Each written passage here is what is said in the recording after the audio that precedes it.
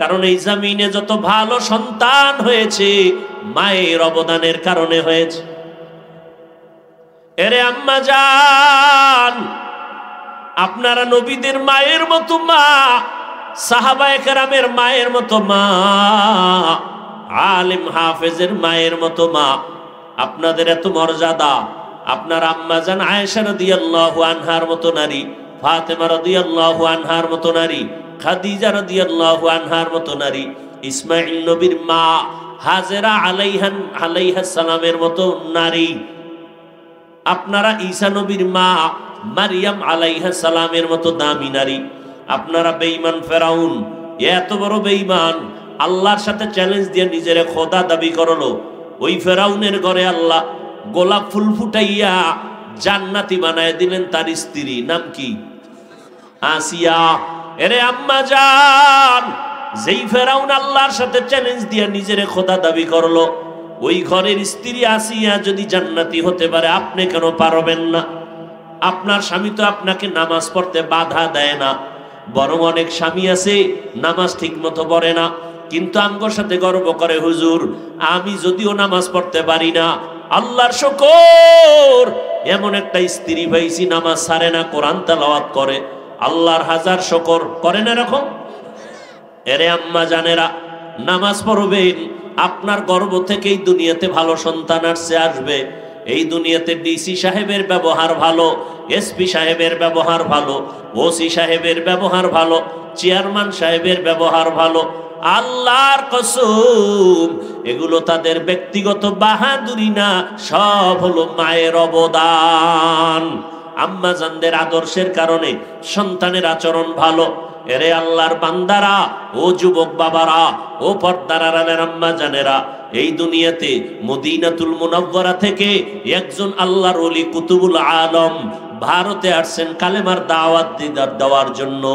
নাম আপনারা সবাই জানেন, খাজা মঈনুদ্দিন চিশতি আজমিরি রহমাতুল্লাহ আলাইহি। এত বড় আল্লাহর ওলি, যার হাতে দ্বীনের দাওয়াত পাইয়া ভারতের জমিনে লক্ষ লক্ষ লক্ষ লক্ষ বিধর্মী কালেমা পড়লো। মায়ের সামনে খাজা মঈনুদ্দিন একটু আনন্দ প্রকাশ করে। আম্মা জান ডেকে বলে, বাবা মঈনুদ্দিন এত আনন্দ কেন করো? বলে, মা আমার হাতে লক্ষ লক্ষ বিধর্মী মুসলমান। মা বলে, আল্লাহর কসম আমি মা তোকে যতদিন দুধ পান করাইছি, একটা ফোঁটা দুধ তোর মুখে বিনা অজুতে দেই না।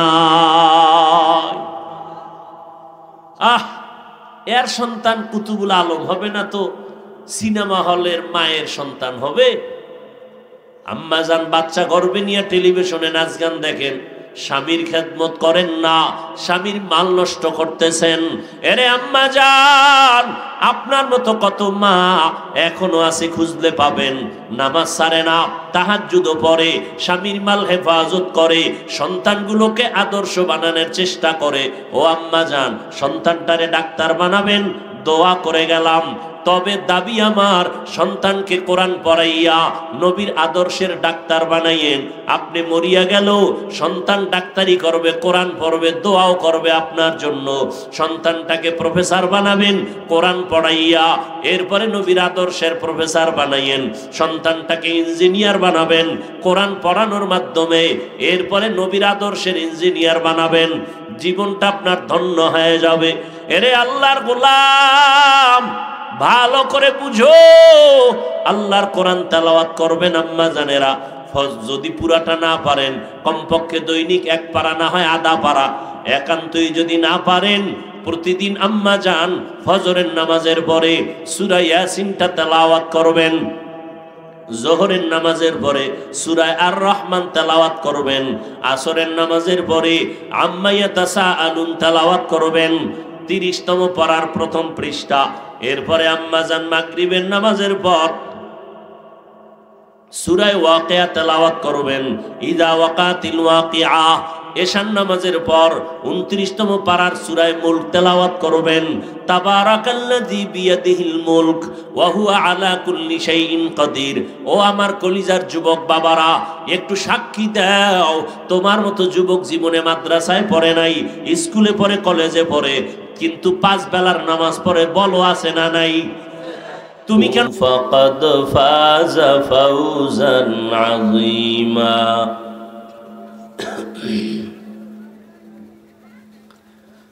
وقال النبي صلى الله عليه وآله وسلم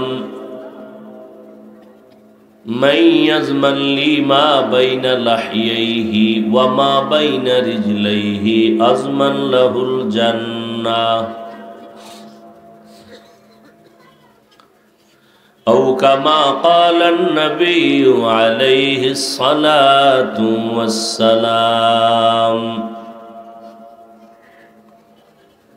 صدق الله مولانا العظيم وصدق رسوله النبي الأمي الكريم ونحن على ذلك من الشاهدين والشاكرين والذاكرين والحمد لله رب العالمين.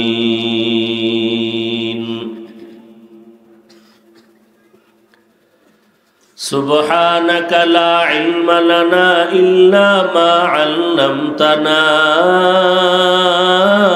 إنك أنت العليم الحكيم.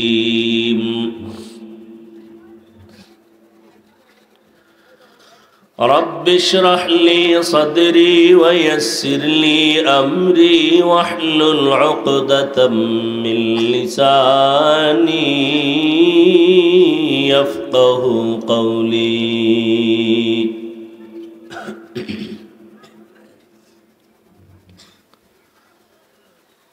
सूरज ने दिया अपनी शुआओं को ये पैगाम, सूरज ने दिया अपनी शुआओं को ये पैगाम। दुनिया है अजब चीज, को भी सुबह को भी शाम। दुनिया है अजब चीज, को भी सुबह को भी शाम। दुनिया में हो दुनिया का तलबगार नहीं हो, दुनिया में हो दुनिया का तलबगार नहीं हो। बाजार से गुजरो खरीदार नहीं हो, बाजार से गुजरो खरीदार नहीं हो।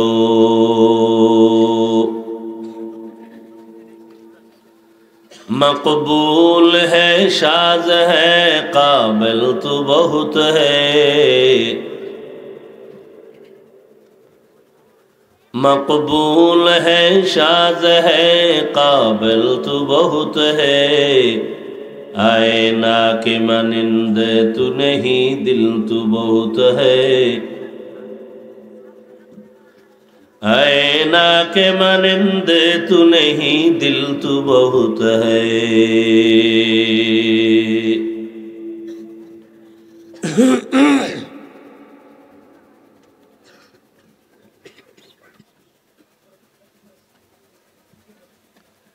রেহাই পুকুরিয়া মদিনাতুল উলুম হাফিজিয়া কওমি মাদ্রাসার উদ্যোগে আয়োজিত বার্ষিক তাফসীরুল কোরআন মাহফিল 8 ফেব্রুয়ারি 2024। সম্মানিত সভাপতি জনাব আলহাজ আবুল কালাম আজাদ, সভাপতি অত্র মাদ্রাসা, বিশিষ্ট শিল্পপতি নারায়ণগঞ্জ, উদ্বোধক জনাব মোহাম্মদ তাজউদ্দিন সাহেব, প্রধান অতিথি জনাব মোহাম্মদ শহীদ মিয়া, বিশেষ অতিথি জনাব মোহাম্মদ রানা মল্লিক সহ অন্যান্য অতিথিবৃন্দ, হযরত উলামায়ে কেরাম, এলাকার বিভিন্ন অঞ্চল থেকে আগত আল্লাহ পাকের আশিকিন, জাকিরিন, শাকিরিন, মুহিব্বিন, মুরব্বিয়ান আযম, কলিজার টুকরা আমার সমবয়সী যুবক বন্ধুগণ, স্নেহের ছোট ভাই, পর্দার আড়ালে মাইকের আওয়াজ শ্রবণরতা সম্মানিত মা ও বোনেরা, আল্লাহ পাকের দরবারে শুকর যে আল্লাহ পাক এই ফিতনার যুগে আমাদেরকে পৃথিবীর শ্রেষ্ঠ মজলিস বেহেশতের বাগান উলামায়ে আহলে হকের মজলিস তওবা কবুলের মজলিসে আশা বসার তৌফিক আমাদেরকে যে আল্লাহ দান করেছেন, নেয়ামতের শুকর আদায়ার্থে মোহব্বতে জবান খুলে পড়ি আলহামদুলিল্লাহ। দরুদ ও সালাম সৈয়দুল মুরসালিন রহমতুল্লিল আলমিন শফিউল মুজনিবিন খাতামুন নবিয়্যিন সৈয়দুস সাকালাইন ইমামুল মুরসালিন শফিউ আযম রসুল আকরম রহমত আলম নবীউল আরব আল আজম হাবিব কিবরিয়া আশরফুল আম্বিয়া সৈয়দুল আম্বিয়া শফিউ মাহশর সাকি কৌসর आका नामदार मदीना का ताजदार आफ्ताब नबूवत फ़ख्र मौजूदात सैयदुल मखलूक़ात हज़रत मुहम्मदुर रसूलुल्लाह सबाई पढ़ें सल्लल्लाहु अलैहि व आलिहि वसल्लमेर ऊपर नबीर नामे दरूद पढ़ছেন একবার পুরস্কার পেয়েছেন 3টা 10টা গুনাহ মাফ হয়ে গেছে 10টা নেক আমল নামায় যোগ হয়েছে আল্লাহর দরবারে আপনার মর্যাদা 10 গুণ বেড়ে গেছে বেশি বেশি দরুদের আমল চালু করেন হাঁটতেছেন বসে আছেন বেশি বেশি দরুদ পড়েন সময় আছে দরুদ ইব্রাহিমী নামাজের ভেতরেরটা পড়েন সময় কম এই সংক্ষেপটা পড়েন কমপক্ষে কম্বলচারি কন্টিনিউ আমল বানায় নেন যে আমি কমপক্ষে 100 বার দরুদ না পড়ে ঘুমাবো না দুনিয়া কিছুই না কিচ্ছুই না স্বপ্নের মতো একজনে স্বপ্নে দেখতেছে বিলকিসের সিংহাসনে বসে বসে আরামে ঘুমাচ্ছে স্বপ্নের থেকে উঠে দেখে সব ফাঁকি দুনিয়াটা একটা স্বপ্নের মতো আমার বাড়ি আমার গাড়ি আমার টাকা আমার পয়সা আমার আমার আমার হঠাৎ করে দেখবেন কিচ্ছুই আমার না যাদেরকে আমি আমার বলছি তারা আমার গায়ের জামাটা বেলেট দিয়া কেটে রেখে 3টা সাদা কাপড়ের প্যাকেট বানায় বিদায় করে দিবে কিসের বাহাদুরি এজন্য দরুদের আমল করব ইনশাআল্লাহ যাদের আয়োজনে আজকের এই সুন্দর পরিবেশ গত বছরও হাজী সাহেবের উসিলায় আসছিলাম আজও আল্লাহ নিয়ে আসছেন যাদের এই পরিশ্রম যাদের সহযোগিতা যাদের পরামর্শ যাদের অর্থ প্রশাসন প্রতিনিধি বিশিষ্ট ব্যক্তি এলাকাবাসী সকলকেই আল্লাহ এই মাহফিলের বরকতে দুনিয়াতে শান্তি সম্মান পরকালে মুক্তির ব্যবস্থা করে দিন অত্র অঞ্চলের সমস্ত কবরওয়ালাদেরকে আল্লাহ জান্নাত দান করেন যারা বেঁচে আছেন দীর্ঘ নেক হায়াত দান করেন শুধু হায়াত চান না নেক হায়াত চান নেক হায়াত বুঝেন তো যে বেশি বেশি হায়াত পাবেন আর বিড়ি টানবেন নেক হায়াত হলো ওই হায়াত যে হায়াতে বেশি বেশি নেক করতে পারবেন আল্লাহ প্রতিটি মানুষের কিন্তু জীবনে একটা ধাক্কা এসেছিল ভেবেছিলাম মরে গেছি যার আসে নাই তার আসবে এমন একটা ধাক্কা চলে আসবে অসুস্থতা চলে আসবে যে আপনি মরে গেছেন মনে করবেন এরপরে যে আল্লাহ বাঁচাইছেন এই হায়াতটা আল্লাহ আপনাকে বোনাস দিছেন এই বোনাস হায়াতটা আল্লাহর জন্যই রিজার্ভ রাখেন নিজের কিছু আমল সম্বল সঞ্চয় করেন ওলামায়ে কেরাম আলোচনা করেছেন আমি আপনাদের দোয়া নেওয়ার আশায় সংক্ষিপ্ত আলোচনার নিয়তে কোরআনে হাকিমের সূরা আহজাবের 2 টুকরা আয়াতে কারিমা তিলাওয়াত করেছি নবীজির হাদিস থেকে একটি হাদিসের অংশ পড়েছি। আয়াত হাদিসের আলোকে ইখলাস রুহানিয়াতের সমন্বয়, সহি নিয়তে, সহি তরিকায়, সহি কিছু কথা বলার মতো, শুনবার মতো দয়াময় আল্লাহ আমাকে আপনাদের প্রত্যেককেই তৌফিক দান করুন। ইয়া আইয়ুহাল্লাযীনা আমানুত্তাকুল্লাহ, হে দুনিয়ার মুমিন তোমরা আল্লাহকে ভয় করো, তাকওয়া অর্জন করো। আকুলু কওলান সাদীদা, জবানের দ্বারা যা বলো সঠিক সত্যশালীন ভাষায় বলো। কি লাভ হবে? ইউসলিহ লাকুম আমালাকুম, বিনিময়ে তোমাদের সমস্ত ত্রুটি যুক্ত আমলগুলো আল্লাহ ত্রুটি মুক্ত করে নেবেন। ওয়াগফির লাকুম যুনুবাকুম, তোমাদের জীবনের সমস্ত গুনাহ আল্লাহ মাফ করে দিবেন। ওয়ামান ইউতিইল্লাহ ওয়া রাসূলহু ফাকাদ ফাযা ফাওজান আযীমা, এবং যারা আল্লাহ এবং তার রসুলের আনুগত্য করবেন, ইতাআত করবেন, তাদের বিজয় হবে চূড়ান্ত বিজয়। নবীজি বলেন, মাইয়াজমান লিমা বাইনা লাহিয়াইহি ওয়া মা বাইনা রিজলাইহি আজমান লাহুল জান্নাহ। ও উম্মত, তোমরা যদি দুই জিনিস হেফাজতের জিম্মাদারি নাও, আমি আখিরি নবী তোমাদেরকে জান্নাতে নেওয়ার জিম্মা নিব। কয় জিনিস? প্রথম জবানের হেফাজত করো, দ্বিতীয় লজ্জাস্থানের হেফাজত করো। এই দুই জিনিস যারা হেফাজতের জিম্মা নিবে, নবী বলেন আমি তাকে জান্নাতে নেওয়ার জিম্মা নিব।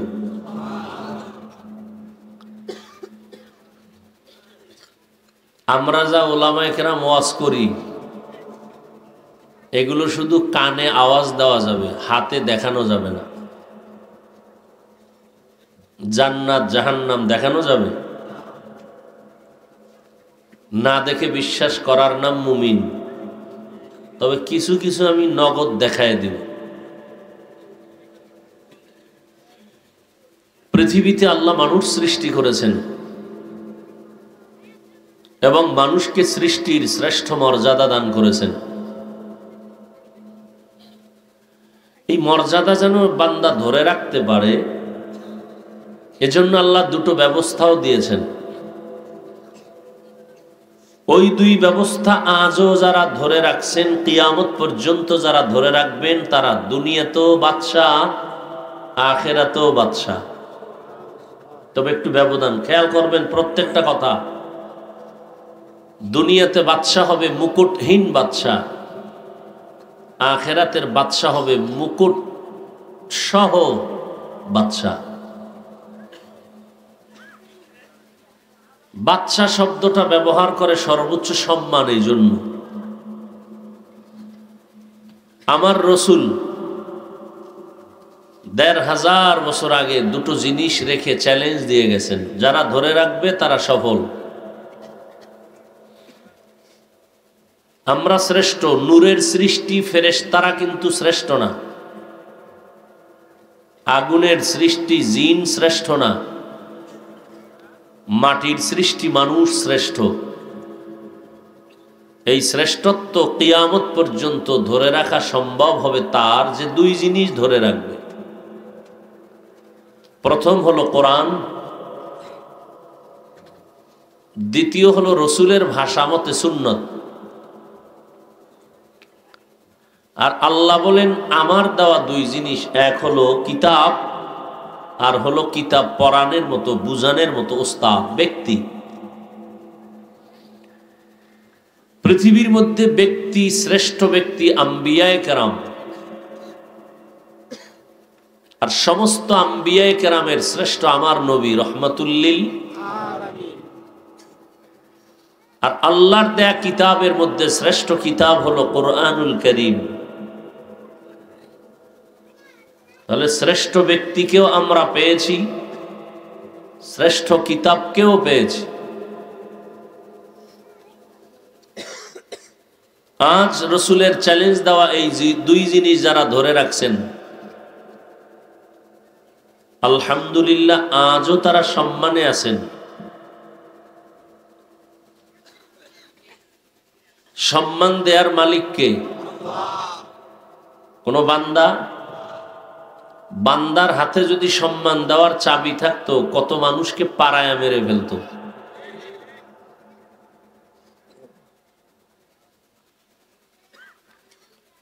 আল্লাহ পাক রব্বুল আলামিন বলেন, আমার এই দুই জিনিস ধরে রাখো। রসুল বলেন দুই জিনিস ধরে রাখো। আর সেক্ষেত্রে আল্লাহ কোরআন শরীফে ফাঁকে ফাঁকে কর্মসূচি দিছেন। আজ আমার তেলাওয়াতকৃত আয়াতে কর্মসূচি আছে দুইটা। যেই দুই কর্মসূচি পালন করলে মানুষ দুনিয়াতেই বাদশাহী সম্মানের জায়গায় থাকবে, বিনা হিসাবে হাসরের দিন জান্নাত পাবে।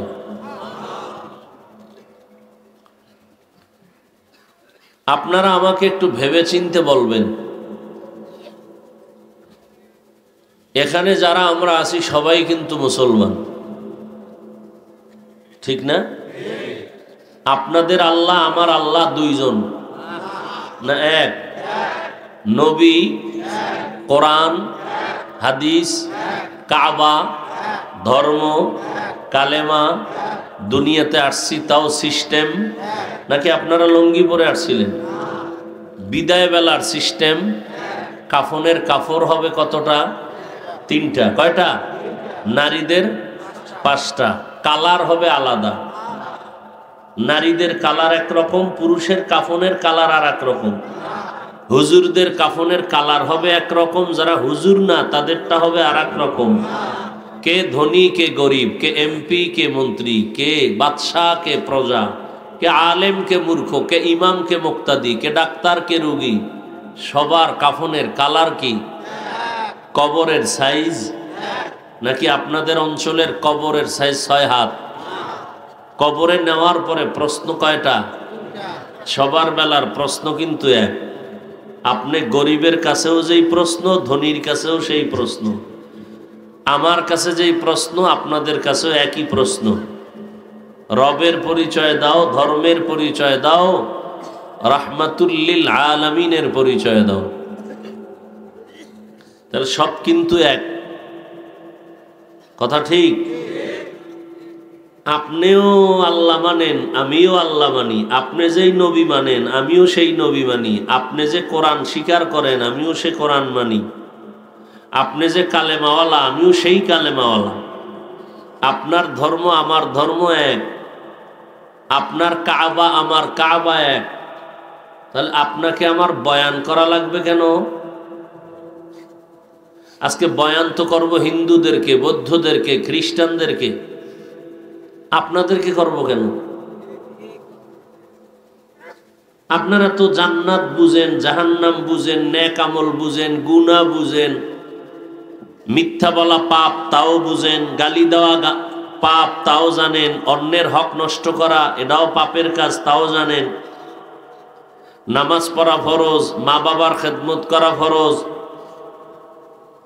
কি জানেন না? তা আপনাকে আমি বয়ান করব কেন?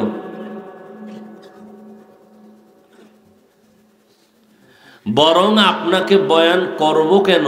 করতে করতে করতে করতে করতে আম্বিয়ায়ে কেরাম চলে গেলেন, সাহাবায়ে কেরাম চলে গেলেন, আইম্মায়ে কেরাম চলে গেলেন, ওলামায়ে কেরাম খাইয়া না খাইয়া নির্ঘুম হইয়া আপনাদের পিছনে সব সময় দেয়। মাইয়া ভোলা, ঘর বাড়ির হিসাব নাই, খবর নাই, খাওন নাই, ঘুম নাই, 12টা মাস তাবলিগলারা দৌড়ায় আপনাদের পিছনে, পীর সাহেবরা দৌড়ান, আমরা আলেমরা দৌড়াই, ইমাম খতিবরা মনে হয় যেন একটা অদৃশ্য জেলখানার মতো মসজিদে থাকে, কি তাই না?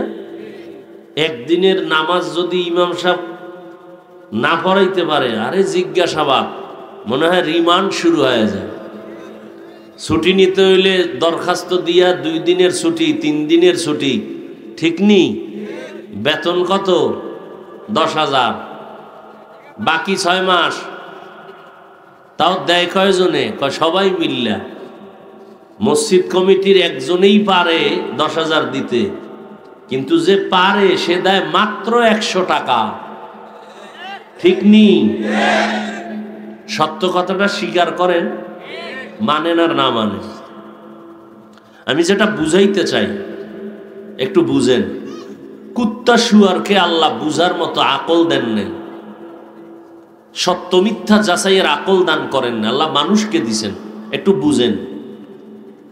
তাহলে এই যে আলেমরা আপনাদের পেছনে, তাবলিগওয়ালারা 12টা মাস মেহনত করে, বিনিময়ে আপনারা কি দেন? গালি। সুযোগ পাইলেই এই ছোট ছোট কিছু পোলাপান ক্লাস 8-এ পড়ে, মাদ্রাসায় পড়লে দাখিল, আমাকে কওমিতে পড়লে হয়তো শারহে বেকায়া কাফিয়া, এদের মতো বাচ্চাগুলো বড় বড় আলেম ওলামা ইমামদের বিরুদ্ধে ফেসবুকে লেখালেখি করে। সুযোগ পাইলে চরমনায়ের বিরুদ্ধে, তাবলিগের বিরুদ্ধে, দেওবন্দীদের বিরুদ্ধে, কওমির বিরুদ্ধে। এই আলেমরা আপনাদের পিছনে 12টা মাস মেহনত করে, তার পাওনা দিলে নেই। সালাম দেন না, আমরা দিলেও সালাম লইতে চান না, এই আমাকে মেহনতের ফল। বয়ানের আগেও বিড়ি, মোনাজাতের পরেও বিড়ি। এত মানুষ এখানে, গত বছর আসছিলাম আরো মানুষ ছিল। এই যে এত মানুষ দেখেন, অনেক আল্লাহর বান্দে মাঠে আছে, ফজর পড়ে নাই, জোহর পড়ে নাই, আসর পড়ে নাই, মাগরিব পড়ে নাই, এসাও সব টাটকা আশেকের রাসূল।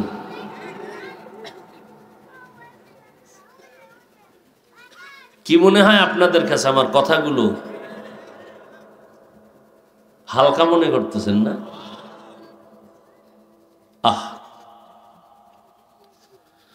হায় হায়। এরপরে আমরা জানি, আমরা কিন্তু অন্ধ না, বধির না। আপনারা যা বলেন, এই নামাজটা পড়াইলাম, সব মুসল্লিরা পিছনে নামাজ পড়িয়া বাইরে গিয়া চায়ের দোকানে আবার বিরোধিতা, সব শুনতেছি, সব দেখতেছি, এরপরও কিচ্ছু বলি না, জবাবও দেই না, বরং দেখলে হাসি মুখে সালাম দেই। কারণ কি?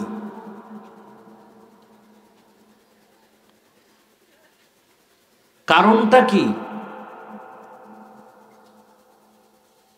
আমরা তো টাকার জন্য আপনাদের পেছনে দৌড়াই না। দিন হেফাজতের জিম্মাদারি কে নিছেন? আল্লাহ। কারণটা কি? এর একমাত্র কারণ, আপনিও আল্লাহ মানেন, নবী মানেন, কিন্তু আপনাকে আমি বয়ান করব কেন? আপনি বয়ান শুনবেন কেন? এর একমাত্র কারণ হলো আমরা রসুলের আদর্শকে লালন করতেছি। আমার রসুলের আদর্শ কি?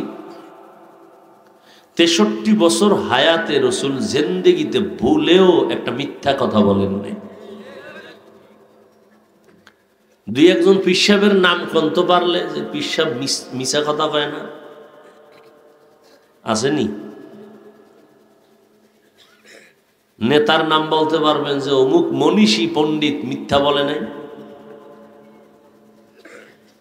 কেমন নবী পাইছেন যে নবী জিন্দেগিতে একটা মিথ্যা কথা বলেন নাই?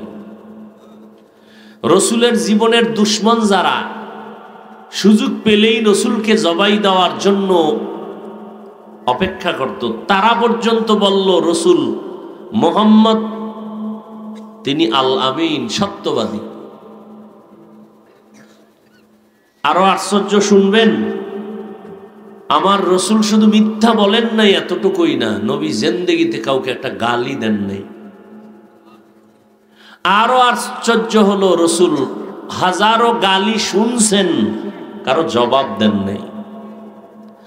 আরো আশ্চর্য হলো, আমার রসুল কোনোদিন কখনো 1 সেকেন্ডের জন্য তার হায়াতে কোনোদিন কারো দিকে চোখ গরম করে তাকান নাই।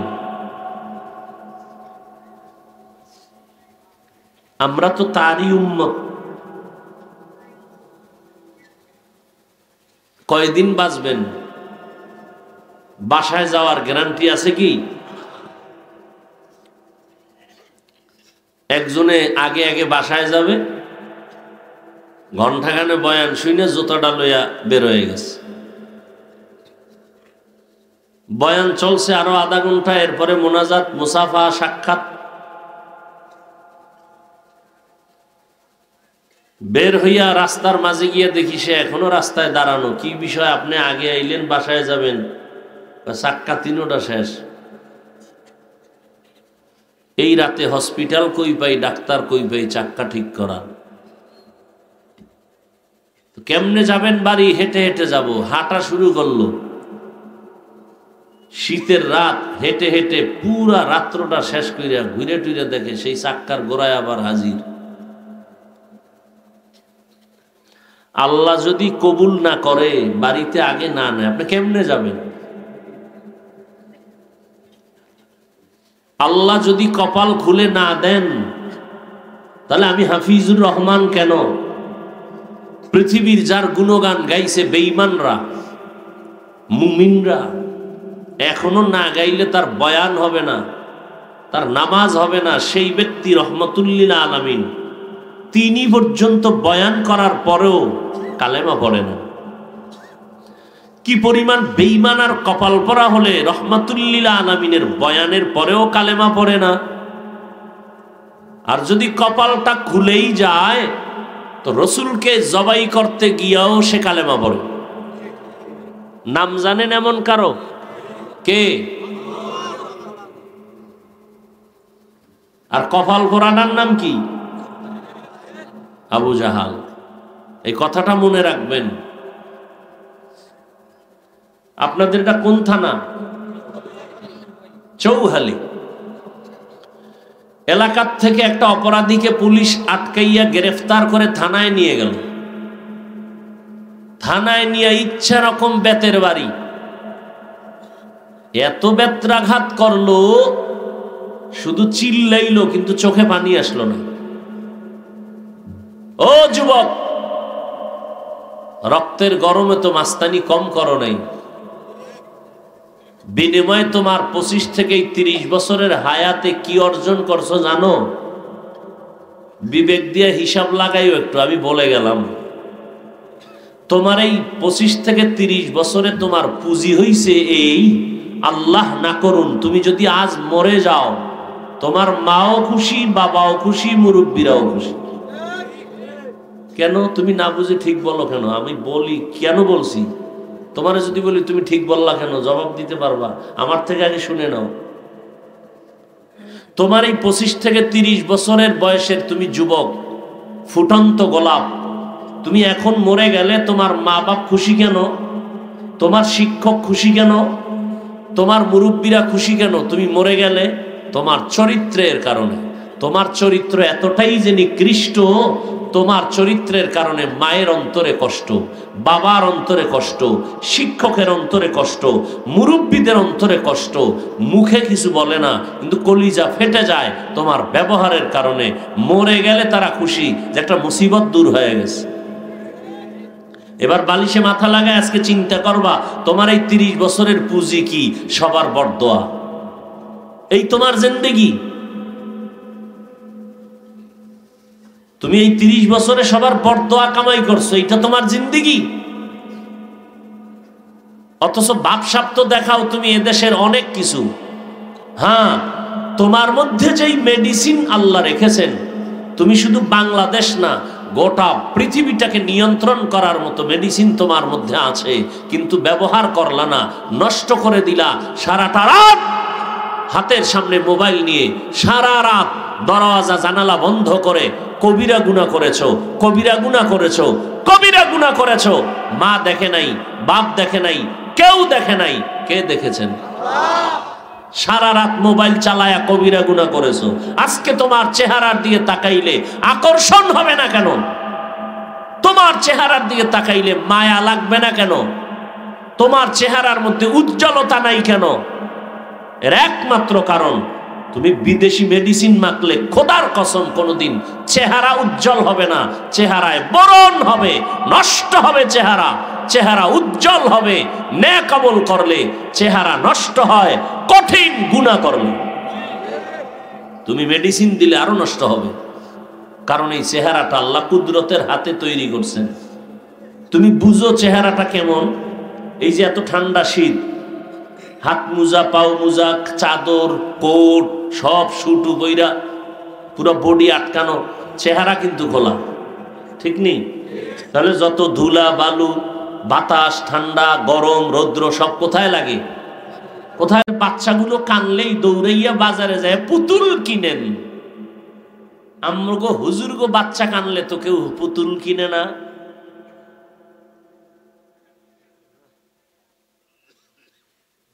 খুব কঠিন, কিন্তু জান্নাতে তো সহজ না,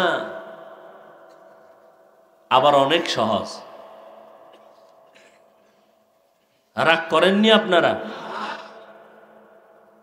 ভালো করে বুঝবেন, আমরা যারা নবীর আদর্শ মেনে চলার চেষ্টা করি, নবীর মহব্বতে টুপি পরলাম, দাড়ি রাখলাম, নামাজ পড়ি, পর্দা করি, হালাল খাই, আপনারা যারা এই লাইনে নাই, ভেতর একটা ভয়, না জানি স্বাধীনতা নষ্ট হয়ে যায়। আচ্ছা বলেন তো, নবীর আদর্শ মেনে যারা চলেন আর আপনারা যারা নবীর আদর্শ মানেন না, বলেন তো আমরা কত নিচে পড়ে আছি আর আপনারা কত উপরে আছেন, একটু বলেন তো। যে হ্যাঁ হাফিজ ভাই, নবীর আদর্শ না মেনে আমরা আপনাদের থেকে অনেক ভালো আছি,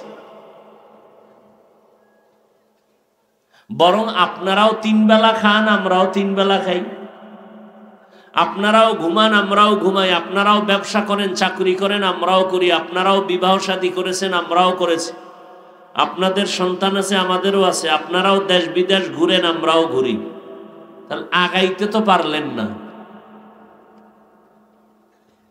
এই কথা বলার মানি এটা না আমি আপনাকে ছোট মনে করতেছি, আমি সব কথার মূল বুঝাতে চাই। মুসলমান হইলেন, নবীর আদর্শ মানতে বাধা কেন? কি জবাব দিবেন আল্লাহর কাছে? কি জবাব দিবেন?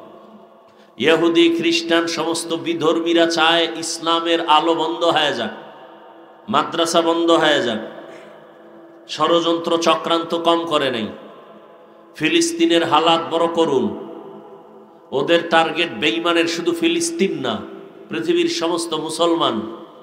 কিন্তু এত অত্যাচার, এত নিপীড়ন, এত নির্যাতনের পরেও আল্লাহর হাজার শুকর, এখনো রসুলের আদর্শওয়ালাদের মতো সম্মানে আর শান্তিতে কেউ নেই।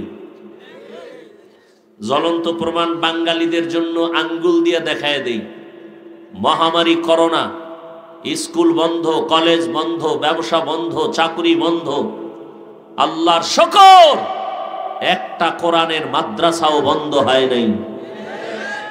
হুজুরেরা ভিক্ষা করেছে, করোনায় মরে যায়, টাকা দাও, মাইয়া বলা না খায় মরে। কেউ ভিক্ষা করেছে? আর কি দেখবেন বলেন?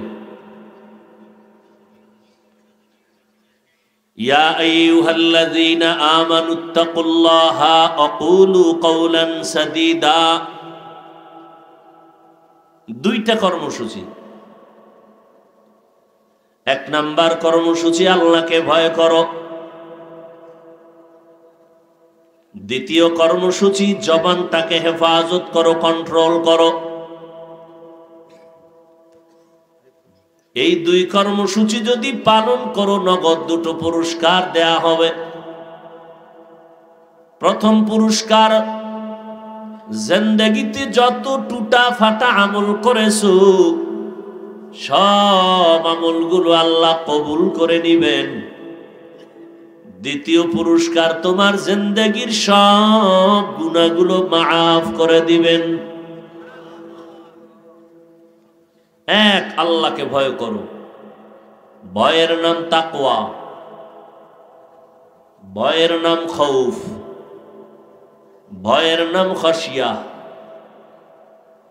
ওয়া আম্মা মান খাফা মাকামা রাব্বিহি ওয়া নাহান নাফসা আনিল হাওয়া ফাইন্নাল জান্নাতা হিয়াল মাওয়া। আল্লাহ বলেন, কিয়ামতের দিন আমার আদালতে দাঁড়াইয়া হিসাব দেওয়ার ভয় যারা নিজেকে গুনাহ থেকে বাঁচাইবে, আমি আল্লাহ ঘোষণা দিলাম তাদেরকে আমি স্থায়ী শান্তির ঠিকানা জান্নাতুল মাওয়ার মেহমান বানায় দিব। আরো আস্তে করে বলে।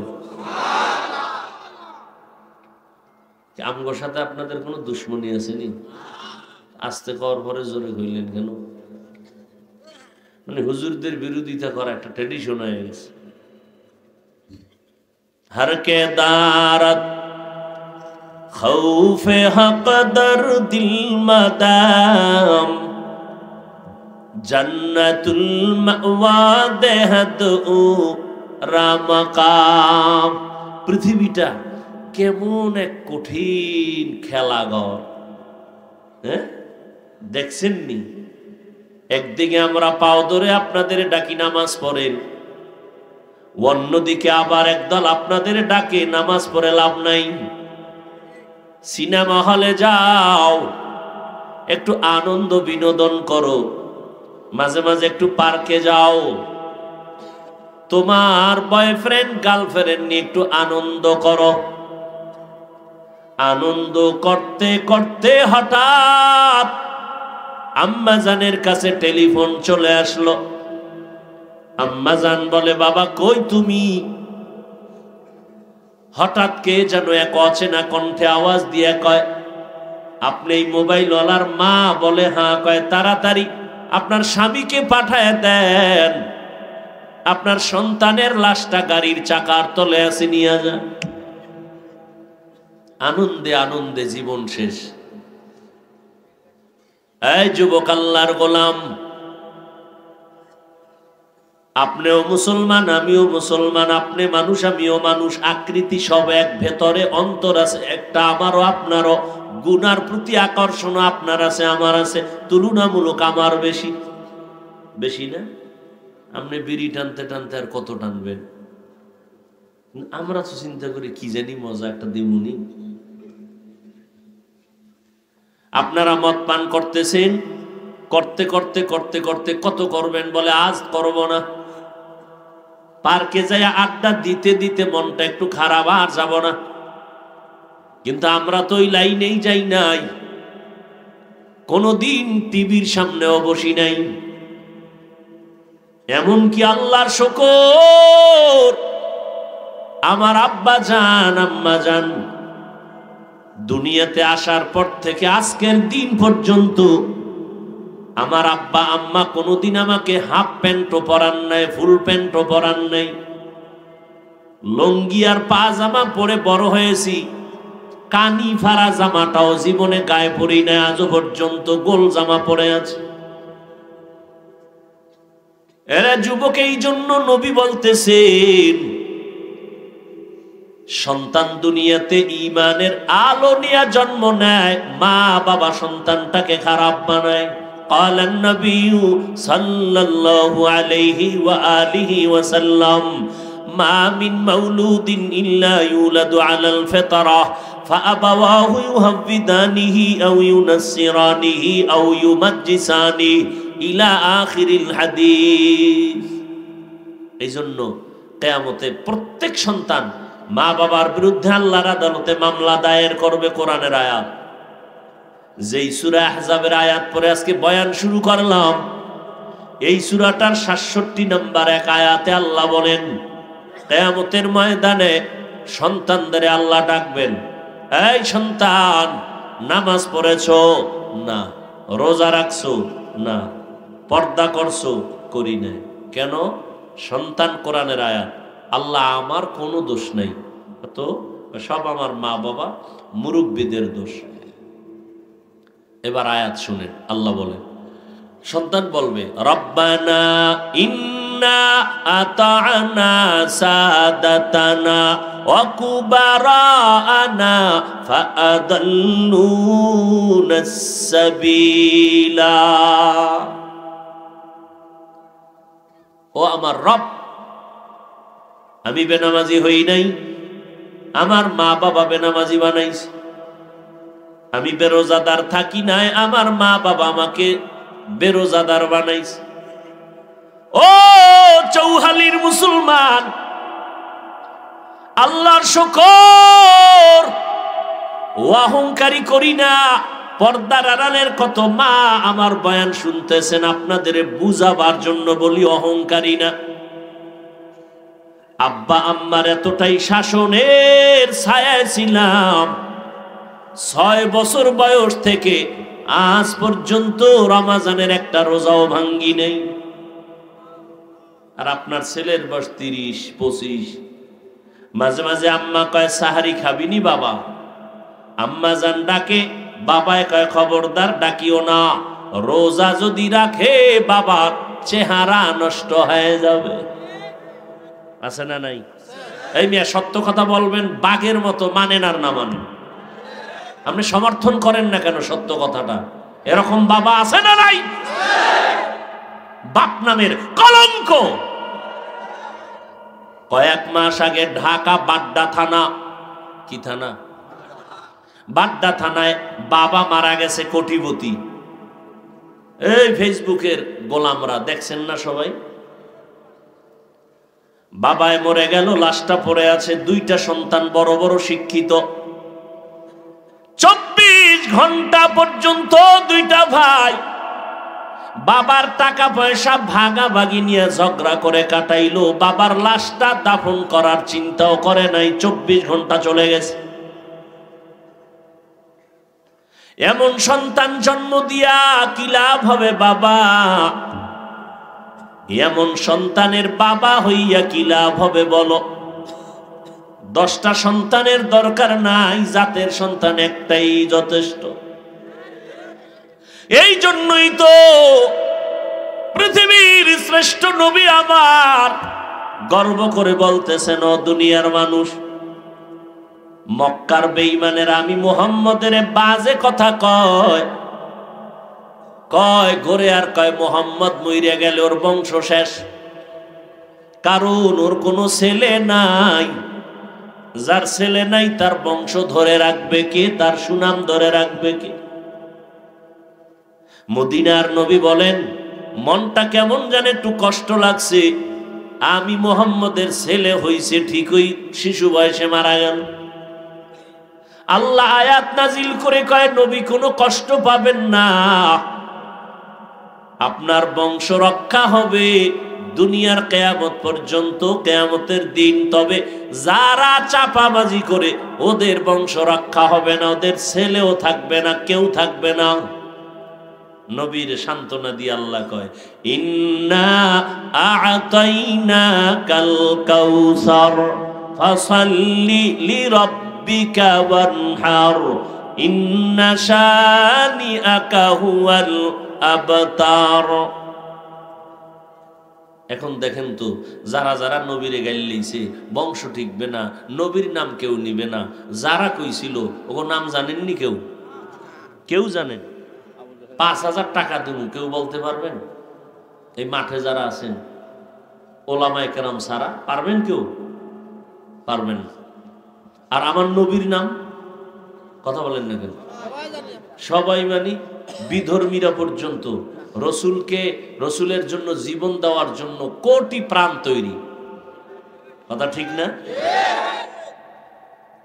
নবী বলেন, আমার কোনো ছেলে না, আমি 4 কন্যার বাবা।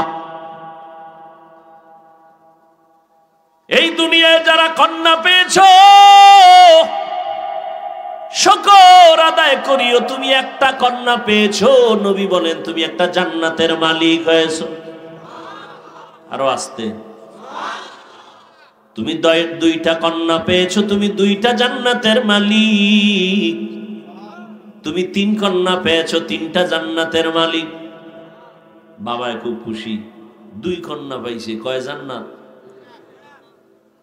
হুজুর আলহামদুলিল্লাহ, আমি 2 মাইয়া পাইয়া 2 জান্নাতের মালিক। মাইয়া 2টা কি করে? কয় এরা গ্রামীণ ব্যাংকের মালিক। জিন্দেগি মে বন্দেগি তু করনা হে,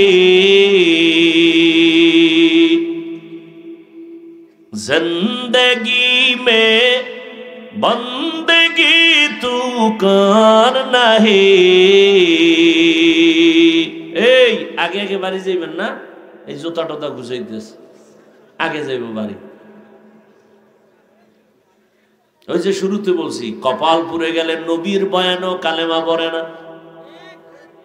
আর কপাল যদি খুলিয়া যায়, নবীরে জবাই করতে সেও কালেমার মালা গলায় লাগায়। হেদায়েতের মালিককে। ভাইরা আমার, এই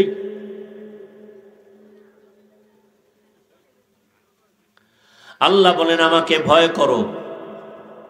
ভয়ের নাম তাকওয়া, ভয়ের নাম খৌফ, ভয়ের নাম খশিয়া।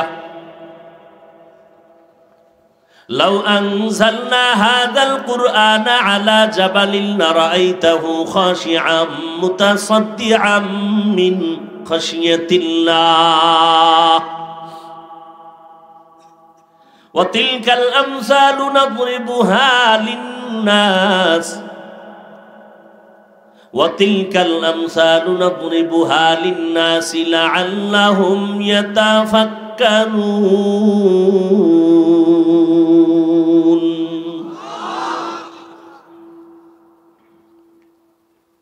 আরে আল্লাহর গোলাম, আল্লাহকে ভয় করার নাম খশিয়া, আল্লাহকে ভয় করার নাম তাকওয়া। যিনি ভয় করবেন তার নাম হলো মুত্তাকিন। ভয় থাকে অন্তরের ভেতরে, এটা ঢুকাইতে হয়। জন্মলগ্ন থেকে অন্তরে ভয় নিয়ে আসে না কেউ। আল্লাহ বলেন আগে আমাকে ভয় কর, কারণ এই ভয়টা না থাকার কারণে হাজারো বয়ান চলে, আমল চলে না। হাজারো বয়ান চলে, আমল নাই। এত সুন্দর একটা বেহেশতের বাগানে বৈশা, যেখানে বসার সাথে সাথে গুনাহ মাফ। কত দাম এই প্যান্ডেলের আপনারা জানেন? আপনারা যখন ঘর থেকে বের হইছেন, নবীজির হাদিস আছে ৭০,০০০ ফেরেশতার কাফেলা আপনার সাথে আসছে।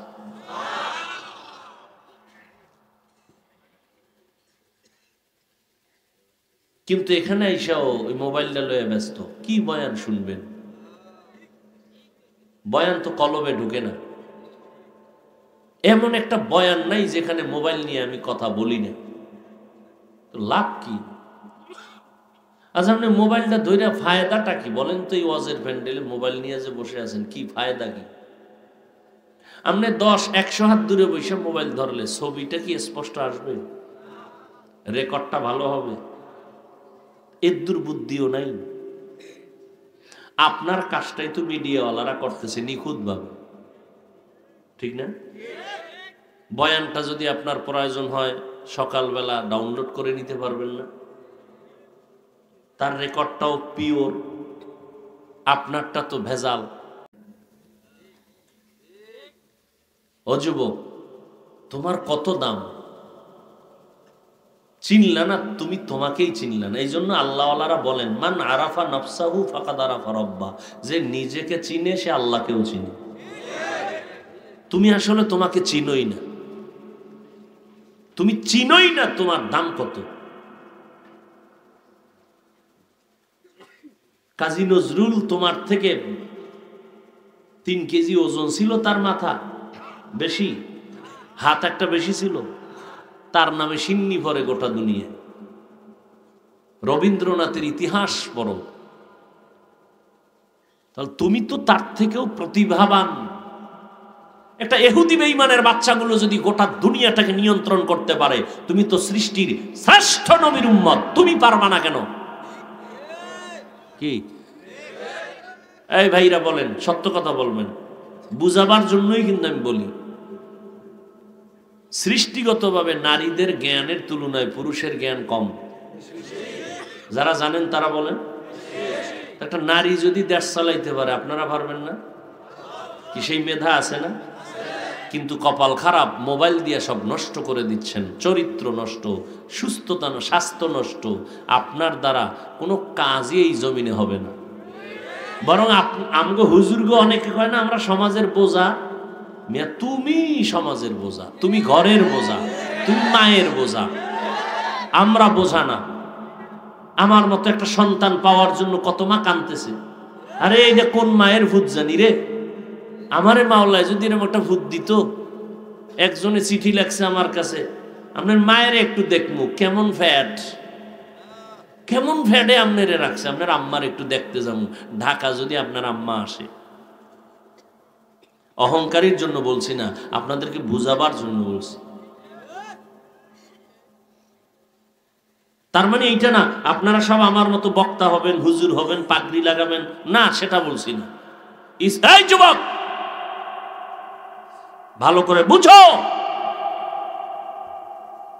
তুমি স্কুলে পড়ো, কলেজে পড়ো, টাকা নাই, আমি সহযোগিতা করুন, পড়ো, ভালো ডাক্তার হও। এই গ্রাম্য ডাক্তার না, দিলটারে এত বড় বানাবি যে গোটা দুনিয়া নিয়ন্ত্রণ করবো আমি একা, সম্মানের সর্বোচ্চ চেয়ারে থাকবো আমি, ডাক্তার হলেও সম্মান থাকবে আন্তর্জাতিকভাবে। প্রফেসর হবি, মানুষ মাথায় নিয়ে নাচবে, সম্মানের প্রফেসর হও। ডাক্তার হলে সম্মানের ডাক্তার হও, তাসনিমার মতো জুতার বাড়ি খানেওয়ালা ডাক্তার হইও না। তাসনিমা নাসরিন তো এমবিবিএস ডাক্তার, জুতার বাড়ি খায় কেন? জ্ঞান তো মোটেও কম নাই, নামটাও তো চমৎকার নাম, বাপ মাও তো ভালো, তাসনিমা জুতার বাড়ি খায় কেন? একমাত্র কারণ চরিত্র খারাপ। তুমি যত বড় প্রফেসর হও, চরিত্র ঠিক না করলে তাসনিমার থেকে জুতা আরো বেশি খাবা তুমি। আর চরিত্র ঠিক করো, গোটা দুনিয়া তোমাকে নিয়ে সম্মান করবে, মরে গিয়েও তুমি অমর হয়ে থাকবা, তোমার নামে সুনামের ইতিহাস তৈরি হবে।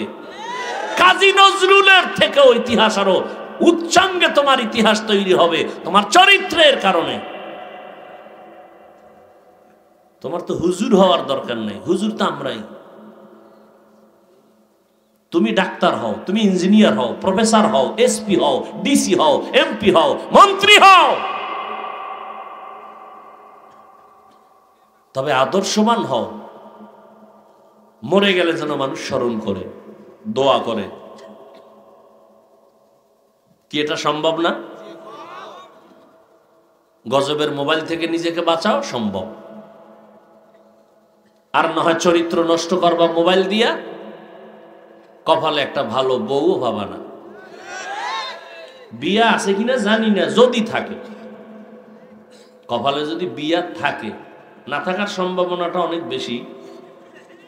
যদি কপালে বিয়া থাকে তবে ভালো বউ পাবা না, পাবা জল্লা।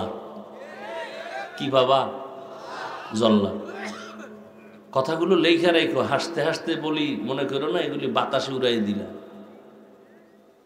যেমন কর্ম, হ্যাঁ, কয় মাইয়ার জিন্দিগির উপরে আক্রমণ করছো, এক জল্লা দাইয়া জুতা দিয়া সাইজ করবো, রেডি থাকো। কত ধানে কত চাল টের পাইবা সময় মতো। দানা কাটা ভরি আনবা না,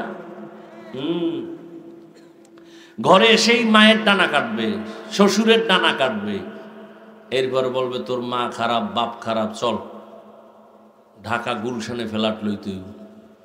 এই মা বাবার ডানাটা কাইটা মগাডারে লয়ে গেছে গুলশান। হ্যাঁ যে ফ্ল্যাট লইয়া স্বামী যায় একদিক, ও যায় আর একদিক, ঘুরে টুরে টাকা পয়সা হাতাইয়া কামাইয়া, এরপর আমি ডানা কাটা পূর্ণ পড়ি, তোর ডানাও কেটে এবার হিজরত করে চলে গেলাম।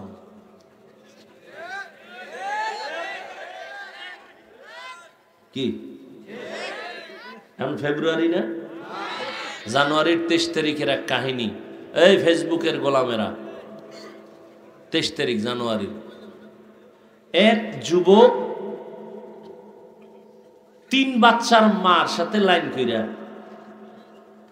এরপরে চাইছে যে ওর স্বামীরে মেরে ফেলবে। ঠিকই মেরে ফেলছে। স্বামীরে মারছে কেন? এই মেয়েটাকে নিয়ে সে থাকবে, 3 বাচ্চার মা।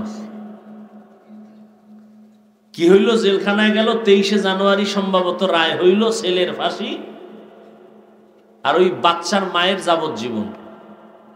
মেয়েটাও কাঁদতেছে, বাচ্চাগুলো পেছনে দৌড়াচ্ছে আর আম্মু আম্মু বলে চিৎকার দিচ্ছে। বাচ্চা, ছোট ছোট বাচ্চা। লাভ হইল কি? কত একজনকে পাইতে যাইয়া আর একজনকে হত্যা করলি, পরিণাম ফল ফাঁসি, জেলখানা। কি মনে করছো সরকারি দল করো বাঁচাইবে? ওরা একটু আগে না বলছি, কপাল ঘুরলে রসুলের বয়ানেও কালেমা হয় না, কপাল যদি পুড়ে যায়, একেবারে বেশি অতিরঞ্জিত করতে করতে মনে করছে আমারে সরকার বুঝি বাঁচাইবে। সরকার কয় তুই এত অতিরঞ্জিত করছো, তোর নমিনেশনটাই দিব না, যা। কারণ কি, অতিরিক্ত কিছু করলে আসমান থেকে ফয়সালা যখন হয়ে যায়, তখন তার আপন বন্ধুটাও দুশ্মন হয়ে যায়। তখন আপন আর আপন থাকে না, আল্লাহর অন্তরে ঘৃণা তৈরি করে দেয়। বুঝাবার জন্য বলছি, বাবা রাগ করো না। আল্লাহর ভয় অন্তরে জমা করো। ভয় থাকলে মানুষ গুনাহ ছাড়বে। মা বাবার সামনে সন্তান সহসা অন্যায় করে না, কেন? মা বাবারে কি পায়? ভয় পায়। শিক্ষকের সামনে ছাত্র সচরাচর অন্যায় করে না, কেন? শাস্তির ভয়। ঠিক যেই মানুষ আল্লাহর আযাবকে ভয় পাইবে, সে কখনো আল্লাহকে বেজার করে গুনাহ করবে না। এই ভয়ের নাম তাকওয়া। আর এই ভয়টা অর্জন করার একমাত্র ঠিকানা আল্লাহওয়ালাদের সোহবত। ইয়া আইয়ুহাল্লাযীনা আমানুত্তাকুল্লাহা আকুলু কাওলান সাদীদা। উঠা বসা করলে কিন্তু আমি হাত দুইটা উঠাইয়েই মোনাজাত দিয়ে দেব। চিল্লাইলেও আর হাত নিচে নামবে না। খবরদার, আগামী 1 বছর পরে আবার যদি হাত নিচে নামানো যায়, এই বছর আর নামবে না। অতএব নিজের কপালও পুরবেন না, অন্য ভাইদের বয়ান শোনারও ডিস্টার্ব করবেন না। আল্লাহর ভয় অন্তরে জমা করো। দ্বিতীয় কর্মসূচি, জবানটাকে বান্দা কন্ট্রোল করো। আচ্ছা, পা কন্ট্রোল করো বলেন না কেন? চোখ কন্ট্রোল করো বলেন না কেন? জবানটার কথা বললেন কেন? কাজে জবান হইল একটা কঠিন অস্ত্র, ব্লেডের মতো ধার। ব্লেডের চারোপার্শ্বে ধার না, জিহ্বারও কি চারোপার্শ্বে ধার। এটা যেমন ভালো তেমন খারাপ। কেমন ভালো? তুমি একটা খানা লইছো, ভাতের লোকমা, চোখ তোমাকে এটাকে ভালো করে সিসি ক্যামেরার মতো তন্ন করে খোঁজে দিল, কোনো সমস্যা নাই, লোকমা খাও। কিন্তু একটা চুল ভিতরে রয়ে গেছে, এটা চোখ ধরতে পারে নাই, জিহ্বায় ধরে ফেলছে। ধরছে না? কত বড় অস্ত্র! দুনিয়ার হায়াতে কথা বলতে বলতে, দুনিয়ায় চলতে চলতে হাত দুর্বল লাগে, মাথা ব্যথা করে, কান ব্যথা করে, ঠোঁট ব্যথা করে, গাল ব্যথা করে, পা ব্যথা করে।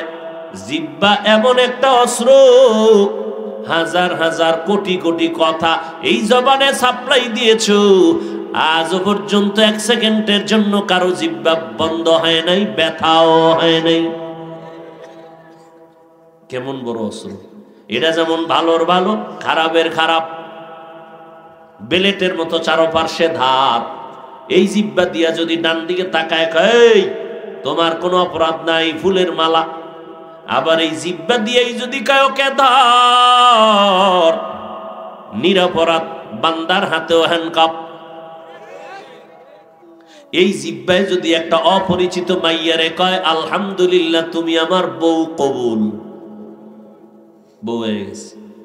ঠিক এই জিহ্বাটা ঘুরায় যদি বলে তালাক, আছে নাকি? আপনাকে চৌহালিতে তালাক কইলেও থাকে। আর এখন যে ফেতনা শুরু হয়েছে আমাকে হুজুর গো ভিতরে, আল্লাহ মাফ করুন, কিয়ামতের আলামত। একদল হুজুরেরা কয় 3 তালাক দিলেও তালাক হবে না। নাউজুবিল্লাহ, আইয়ে না? আল্লাহ মাফ করেন। জিহ্বা এমন একটা অস্ত্র, মারাত্মক অস্ত্র রে বাবা। দ্বিতীয়, এই জিহ্বার কথায় মানুষের সম্মান বাড়ে, এই জিহ্বার কথায় মানুষের সম্মান কমে যায়। জিহ্বার কথায় মানুষ হাসে, জবানের কথায় মানুষ কাঁদে, ঠিক নেই? জিহ্বা কেমন একটা অস্ত্র। দ্বিতীয় কথা হলো, জিহ্বা যখন উল্টা পাল্টা করবে কেমনে কন্ট্রোল করবেন? হাতটা যদি উল্টা পাল্টা করে, কয় হাত দুইটা বেঁধে দাও, অন্যায় বন্ধ। পা যদি অন্যায় করে, পা বেঁধে দাও, বন্ধ।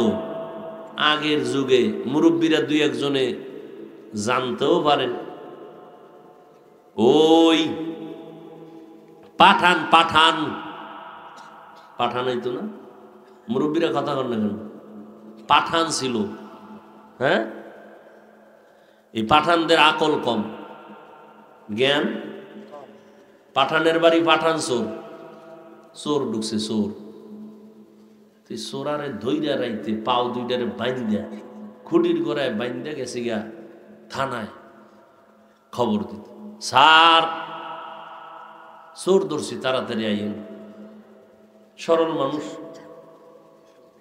খুব সরল।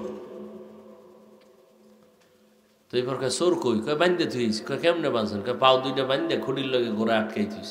হাত বাঁধছেন? কয় না, হাত বান্ধি নেই। হাত বান্ধেন নাই তো ছুটেই গেলে। এটা তো কথা। তবে স্যার আমার বিশ্বাস, আমিও পাঠান, চোরেও পাঠান। আমার বুদ্ধিতে যেহেতু হাত বান্ধা ধরে নাই, ওর বুদ্ধিতেও ধরবে না, অত টেনশন নাই। ও ওখানে বইয়েই রয়েছে, গিয়ে দেয় ঠিকই বইয়ে রয়েছে। পা অন্যায় করে পা বেঁধে দাও, হাত অন্যায় করে হাত আটকাইয়া দাও, চোখ অন্যায় করে চোখের মধ্যে পট্টি লাগায় দাও। কিন্তু জিহ্বা যদি অন্যায় করে, এটারে আটকাইবা কেমনে? রশি দিয়া বাঁধা যাবে না, কষ্টেপ লাগানো যাবে না, সুপার গুলো লাগানো যাবে না। জিহ্বাটারে কেমনে কন্ট্রোল করবা? আল্লাহ কয় এটা কন্ট্রোলের জন্য আমার দেওয়া একটা মেডিসিন আছে, এটারে লাগায় দাও, জিহ্বা কন্ট্রোল হয়ে যাবে। আল্লাহর দেওয়া মেডিসিনের নাম হলো তাকওয়া। হারকে দারত খৌফে হক দরদিল মাদাম, জান্নাতুল মাওয়া দেহত উরা মাকাম, জুজবা হাকচি জে মখাজ ইনসোজা, ফজলে উআ মস্তে দর জুমলা জাহা। জবানটাকে কন্ট্রোল করার মেডিসিন হলো আল্লাহর ভয়। ওমরে ফারুক রাদিয়াল্লাহু তাআলা আনহু, রাসূলের সাহাবী, কত বড় সন্ত্রাসী, নবীর গর্দান কাটার জন্য দৌড়ায় তরবারি নিয়ে। আল্লাহ তাকে হেদায়েতের মালা গলায় পরায় দেয়। নবীর সোহবতে এত দামি হয়ে গেলেন, ওমর যেই পথে চলে শয়তান ওই পথে চলে না, ভয় পায়। যুবকেরা একটু চিন্তা করতো, এটা কেমন মানুষ যে শয়তান ভয় পায়? যেই শয়তান আল্লাহর সামনে চ্যালেঞ্জ দিছিল আদমের ব্যাপারে, এই শয়তান পর্যন্ত ওমর যদি আসতেছে দেখে দৌড়, আর একদিকে দৌড়। এটা চিন্তা করার বিষয়। আমি বলছি যদিও 1 মিনিটে, কিন্তু চিন্তার বিষয় যে এই ওমরটা কেমন, যে শয়তান দেখেই দৌড়।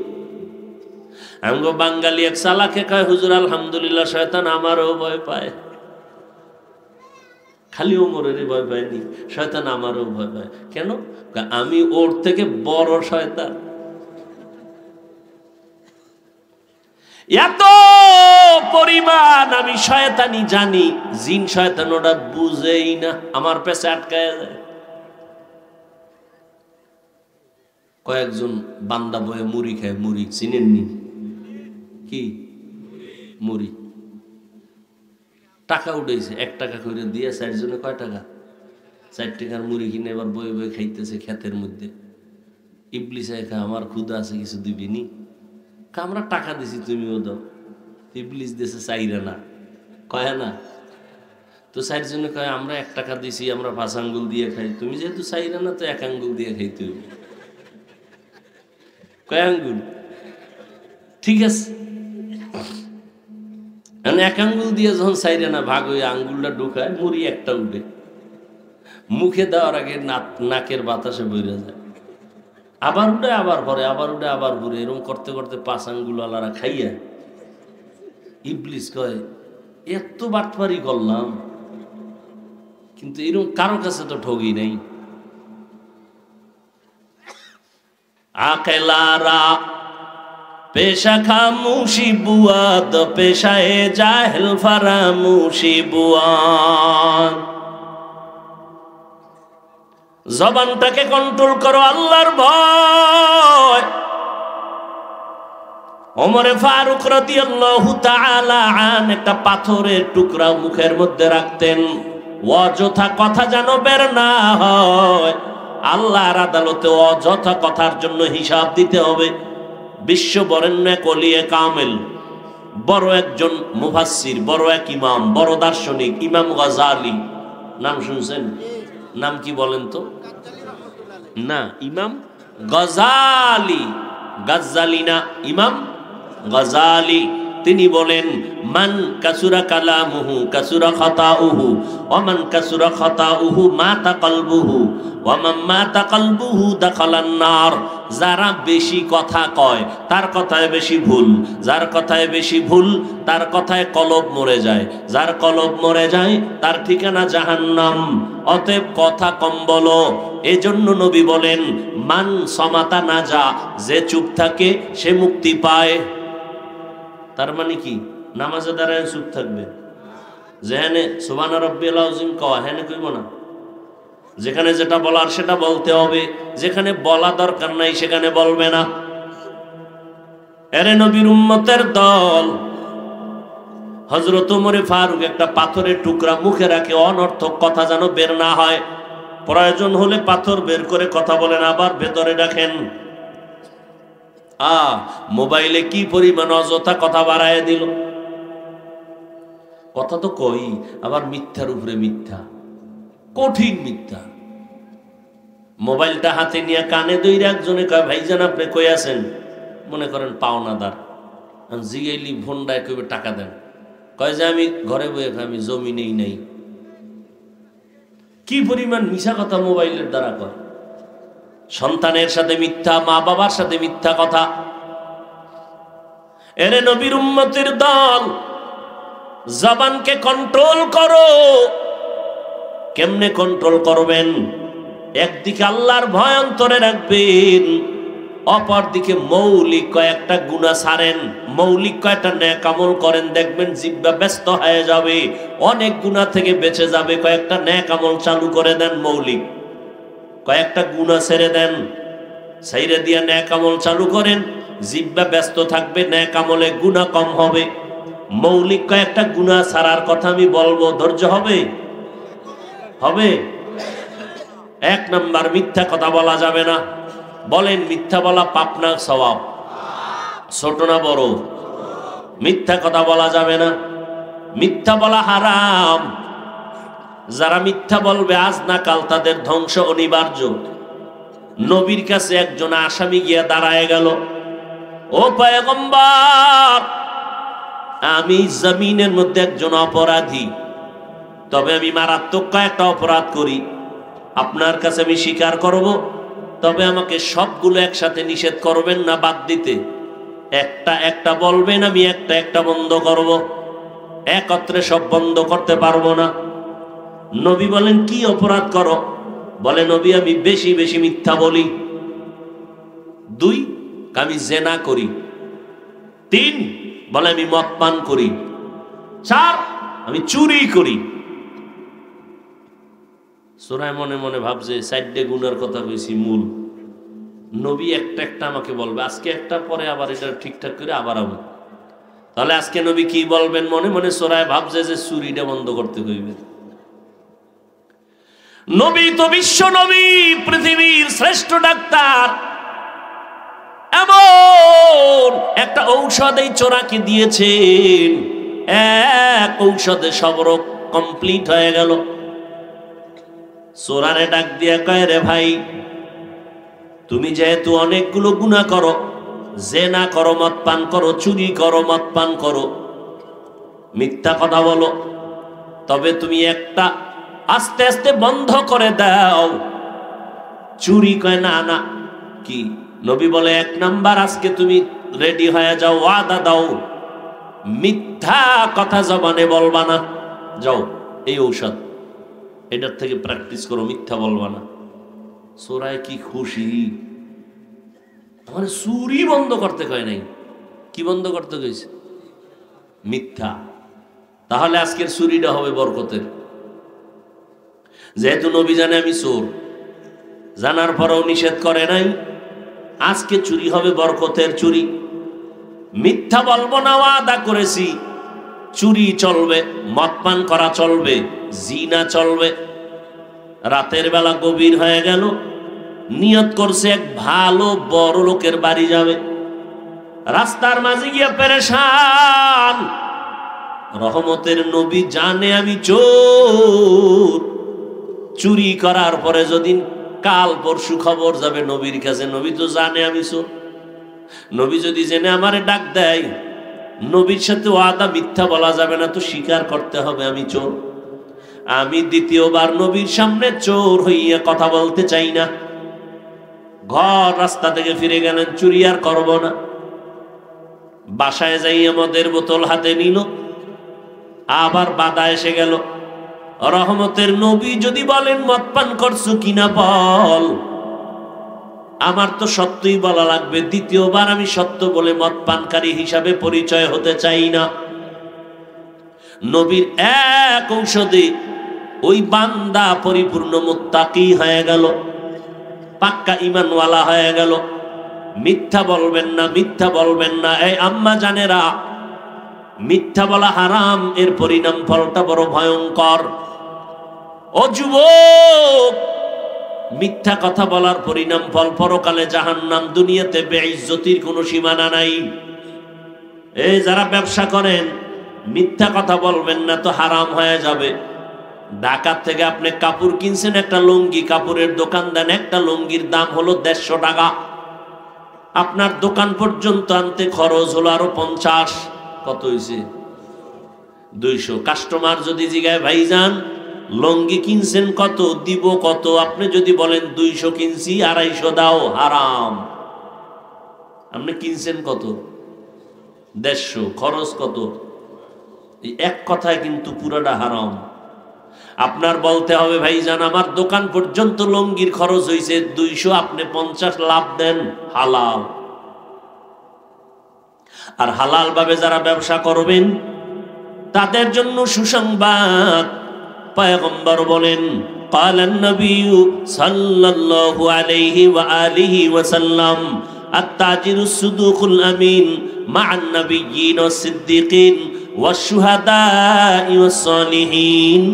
ওয়া আল্লাহর নবী বলেন, যারা সত্য কথা বলে সৎভাবে ব্যবসা করবে, তারা নবী, সিদ্দিকিন, শুহাদা এদের সাথে জান্নাতে থাকবে। আর আপনি দোকানে সাইনবোর্ড লাগাইছেন, বিক্রি করা মাল ফেরত নেওয়া হয় না, তাহলে আপনি অসৎ ব্যবসায়ী। কি ব্যবসায়ী? সৎ ব্যবসায়ী যদি হতে চান অবশ্যই লিখতে হবে, অবশ্যই বিক্রি করা মাল ফেরত নেওয়া হয়, তাহলে আপনি সৎ ব্যবসায়ী। 2 নম্বর, জবানের দ্বারা গীবত শিকায়াত করবেন না। গীবত করা হারাম। ওয়াইলুল লিকুল্লি হুমাযাতিন লুমাযা, ওয়াইল নামক জাহান্নাম। যারা গীবত করে, যারা কারো নামে বদনাম ছড়ায়, কারো নামে বানাইয়া বদনাম বানায়, এদের জন্য ওয়াইল নামক জাহান্নাম। 1 নাম্বার মিথ্যা বলবেন না, দ্বিতীয় গীবত করবেন না, 3 নাম্বার গুনাহ এই জবানের দ্বারা গালাগালি করবেন না। গালি দেওয়া হালাল না হারাম? এই মৌলিক 3টা গুনাহ ছাড়বেন ইনশাআল্লাহ। রাজি আছি না? আচ্ছা, গুনাহ ছাইরে কি কষ্টে লাগায় তো বসে থাকলে হবে না, আরো কয়েকটা নেক আমল চালু করবেন। ওই নেক আমল যখন জিহ্বায় চলতে থাকবে, তখন গুনাহ করার সময় আর পাবে না। 1 নাম্বার জিহ্বার নেক আমল, কোরআনের তেলাওয়াত। কিসের তেলাওয়াত? বললেই বলবেন হুজুর পারি না, এই কথা বললে কি নাজাত পাবেননি? আপনি আলহামদুলিল্লাহ সূরা পারেননি? ও বাবারা, এই মোনাজাতটা দিয়ে ফেলামু, টের পান না তো ভাই কত কষ্ট। পৃথিবীতে কথা বলার মতো কষ্টের কোনো কাজ নাই।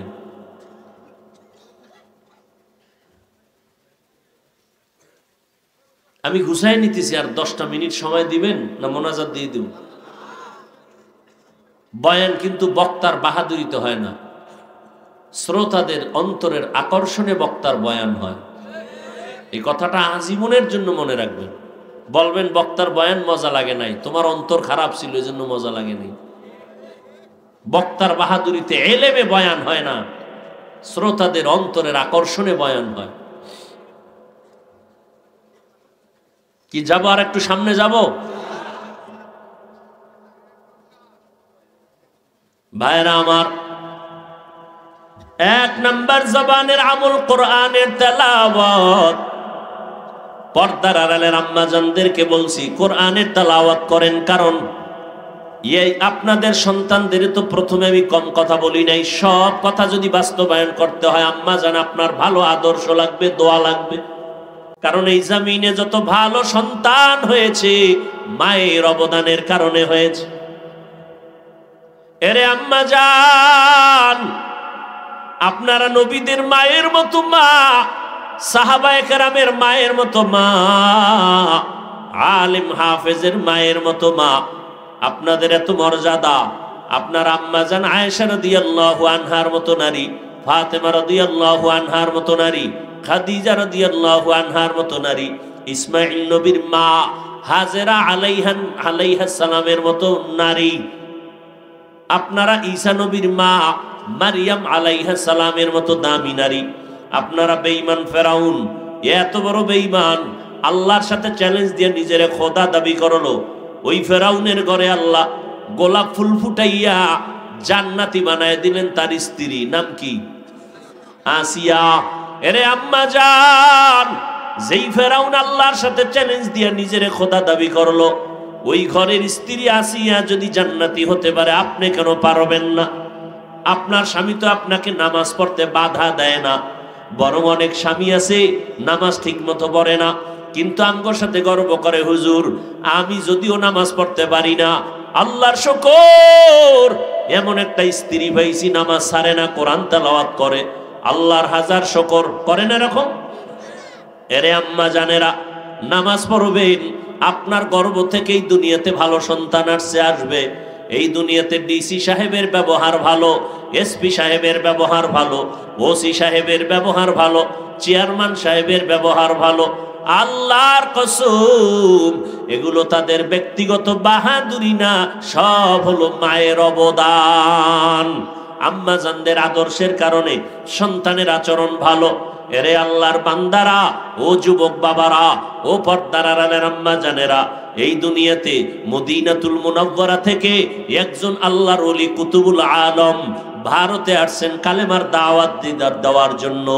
নাম আপনারা সবাই জানেন, খাজা মঈনুদ্দিন চিশতি আজমিরি রহমাতুল্লাহ আলাইহি। এত বড় আল্লাহর ওলি, যার হাতে দ্বীনের দাওয়াত পাইয়া ভারতের জমিনে লক্ষ লক্ষ লক্ষ লক্ষ বিধর্মী কালেমা পড়লো। মায়ের সামনে খাজা মঈনুদ্দিন একটু আনন্দ প্রকাশ করে, আম্মা জান ডেকে বলে, বাবা মঈনুদ্দিন এত আনন্দ কেন করো? বলে, মা আমার হাতে লক্ষ লক্ষ বিধর্মী মুসলমান। মা বলে, আল্লাহর কসম আমি মা তোকে যতদিন দুধ পান করাইছি, একটা ফোঁটা দুধ তোর মুখে বিনা অজুতে দেই না। আহ, এর সন্তান কুতুবুল আলম হবে না তো সিনেমা হলের মায়ের সন্তান হবে? আম্মাজান বাচ্চা গর্ভে নিয়ে টেলিভিশনে নাচ গান দেখেন, স্বামীর খেদমত করেন না, স্বামীর মাল নষ্ট করতেছেন। এরে আম্মাজান, আপনার মতো কত মা এখনো আছে, খুঁজলে পাবেন। নামাজ ছাড়ে না, তাহাজ্জুদও পড়ে, স্বামীর মাল হেফাজত করে, সন্তানগুলোকে আদর্শ বানানোর চেষ্টা করে। ও আম্মাজান, সন্তানটারে ডাক্তার বানাবেন, দোয়া করে গেলাম। তবে দাবি আমার, সন্তানকে কোরআন পড়াইয়া নবীর আদর্শের ডাক্তার বানাইয়েন। আপনি মরিয়া গেল সন্তান ডাক্তারি করবে, কোরআন পড়বে, দোয়াও করবে আপনার জন্য। সন্তানটাকে প্রফেসর বানাবেন কোরআন পড়াইয়া, এরপরে নবীর আদর্শের প্রফেসর বানাইয়েন। সন্তানটাকে ইঞ্জিনিয়ার বানাবেন কোরআন পড়ানোর মাধ্যমে, এরপরে নবীর আদর্শের ইঞ্জিনিয়ার বানাবেন। জীবনটা আপনার ধন্য হয়ে যাবে। এরে আল্লাহর গোলাম, ভালো করে বুঝো, আল্লাহর কোরআন তেলাওয়াত করবেন আম্মা জানেরা। যদি পুরাটা না পারেন, কমপক্ষে দৈনিক এক পারা, না হয় আধা পারা। একান্তই যদি না পারেন, প্রতিদিন আম্মা জান ফজরের নামাজের পরে সূরা ইয়াসিনটা তেলাওয়াত করবেন। জোহরের নামাজের পরে সূরা আর রহমান তেলাওয়াত করবেন। আসরের নামাজের পরে আম্মা ইয়াতাসাআলুন তেলাওয়াত করবেন। 30তম পারার প্রথম পৃষ্ঠা। এরপরে আম্মাজান মাগরিবের নামাজের পর সূরা ওয়াকিয়া তেলাওয়াত করবেন। ইযা ওয়াকাতিল ওয়াকিআ, এশার নামাজের পর 29তম পারার সূরা মুলক তেলাওয়াত করবেন। তাবারাকাল্লাযী বিয়াদিহিল মুলক ওয়া হুয়া আলা কুল্লি শাইইন কাদির। ও আমার কলিজার যুবক বাবারা, একটু সাক্ষী দাও, তোমার মতো যুবক জীবনে মাদ্রাসায় পড়ে নাই, স্কুলে পড়ে, কলেজে পড়ে, কিন্তু 5 বেলার নামাজ পড়ে, বলো আছে না নাই? তুমি কেন পারবা না রে বাবা? তোমার মতো যুবক রাস্তায় গাড়ি চালায়, নামাজ ছাড়ে না, তুমি কেন পারবা না? তোমার মতো যুবক নদীর মধ্যে মাছ ধরে, নামাজ ছাড়ে না। তোমার মতো যুবক র্যাব, আর্মি, পুলিশ, বিডিআরের চাকরি করে, নামাজ বাদ দেয় না, তুমি কেন পারবা না? তোমার মতো যুবক সন্তান কৃষি কাজ করে, নামাজ ছাড়ে না, তুমি কেন পারবা না? ও বাবাজিরা, আপনার মতো কত বুড়া মানুষ হাতে লাঠি নিয়া মসজিদে গিয়া 5 বেলার নামাজ পড়ে, আপনি কেন পারবেন না? এখন থেকে তৈরি হয়ে যান, আল্লাহর কোরআন তেলাওয়াত করবেন। যারা বলেন আমি পারি না, শেখেন, শেখেন, অনেক লাভ আছে। কারণ কোরআনের মতো সহজ ভাষা এই দুনিয়ার আর কোথাও নাই। ইসলাম ধর্মের মতো সহজ ধর্ম জমিনে আর কোথাও পাবেন না। আল্লাহর কোরআন পড়বেন, আর যদি একান্ত পড়তে পড়তে, চেষ্টা করতে করতে ফাঁকে ফাঁকে ছোট দিয়ে একটা সূরা তো পারেন, আলহামদু সূরাটাও তো পারেন, নাকি পারেন না? পারেন, তাহলে আমলটা করবেননি? কথা কয় না। বলে দেই, ফজরের নামাজের সুন্নত পইরা ফরজ নামাজ আছে কয় রাকাত? ওই 2 রাকাত নামাজের আগে, কিসের পরে? সুন্নতের পরে।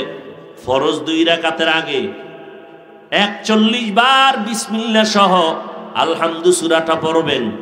আগে 11 বার দুরূদ শরীফ, শেষে আবার 11 বার দুরূদ শরীফ। 41 বার সূরা ফাতিহা বিসমিল্লাহ সহ।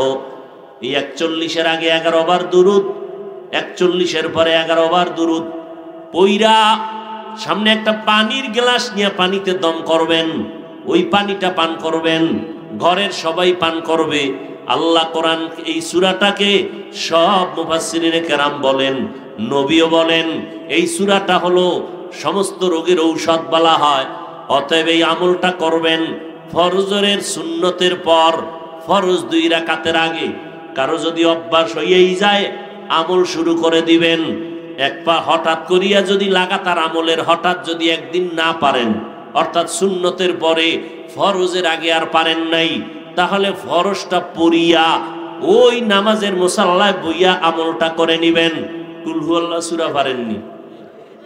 পারেন? প্রতিদিন 50 বার সূরাটা পড়বেন, যে কোনো এক টাইমে, নির্জনে, একা একা, আল্লাহর মোহব্বত নিয়া। কয়বার?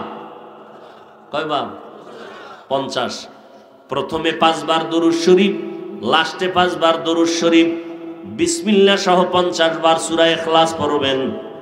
এই মিয়া, দুধ কলা দিয়া ভাত খাইছেন, এটা ভিটামিন না? কিন্তু আপনি জানেন না এটা ভিটামিন সি না ডি, কিচ্ছু জানেন না, কিন্তু ভিতরে গিয়ে কাজ করবেনই। কথা বল না কেন? আমল করতে থাকবেন, বলে গেছি করবেন। যদি ইয়াকিন আর বিশ্বাসের সাথে মহব্বতে করেন, ভেতরে কাজ চলতে থাকবে। 50 বার সূরা ইখলাস, ইন্না তাইনা পারেননি? পারেন? প্রতিদিন ফজরের পরে পারলে পড়বেন 41 বার। কয়বার? আগে 11 বার দরুদ শরীফ, 41-এর পরে 11 বার দরুদ শরীফ। প্রত্যেকবার সূরাটার শুরুতে বিসমিল্লাহ সহ পড়বেন। ছোট আমল, কিন্তু ফলাফল অনেক বড়। জীবনে আল্লাহ যদি জিগায় কোন আমল করছেননি, কি জবাব দিবেন আল্লাহর আদালতে? কোরআনের তেলাওয়াত দ্বিতীয় জবানের আমল, আল্লাহর নামের জিকির করবেন। হাঁটতে, চলতে, উঠতে, বসতে সব সময় কার জিকির?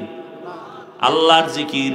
আল্লাহর জিকিরের মধ্যে আছে আল্লাহর তাসবিহ, সুবহানাল্লাহ, আলহামদুলিল্লাহ, আল্লাহু আকবার, লা ইলাহা ইল্লাল্লাহ। এটারে একসাথে বলবেন, সুবহানাল্লাহি ওয়ালহামদুলিল্লাহি ওয়ালা ইলাহা ইল্লাল্লাহু ওয়াল্লাহু আকবার। এটা পড়বেন জিকির। 3 নাম্বার আমল দরুদ শরীফ। কি আমল? শুরুতেই বলছিলাম সাল্লাল্লাহু আলাইহি ওয়া আলিহি ওয়াসাল্লাম, সাল্লাল্লাহু আলাইহি ওয়া আলিহি ওয়াসাল্লাম। সহজ সহজ জিনিস, গল্পে গল্পে রাত কাটায়, দরুদ পড়েন, বেশি বেশি পড়বেন, অনেক লাভ, অনেক লাভ, অনেক লাভ। 4 নম্বরে আর একটা মজার আমল আছে, পারেন, সবাই পারেন, কিন্তু করেন না। যদি আপনি কঠিন রোগে থাকেন, ঘরে যদি কঠিন বিপদ, ব্যবসায় ঝামেলা, ঋণ হয়ে গেছেন, কোটি টাকা আদায় করতে পারেন না, যত মুসিবতের কথা বললাম, সব মুসিবতের থেকে মুক্তি পাওয়ার একটা আমল হলো ইস্তেগফারের আমল। কি আমল? ইস্তেগফার। আস্তাগফিরুল্লাহাল আযীম, আস্তাগফিরুল্লাহাল আযীম, আস্তাগফিরুল্লাহাল আযীম। পারবেন না ইনশাআল্লাহ? আরো যদি বাড়ায় পড়েন বেশি সওয়াব। আস্তাগফিরুল্লাহাল্লাযী লা ইলাহা ইল্লা হুয়াল হাইয়ুল কাইয়্যুম ওয়া আতুবু ইলাইহি।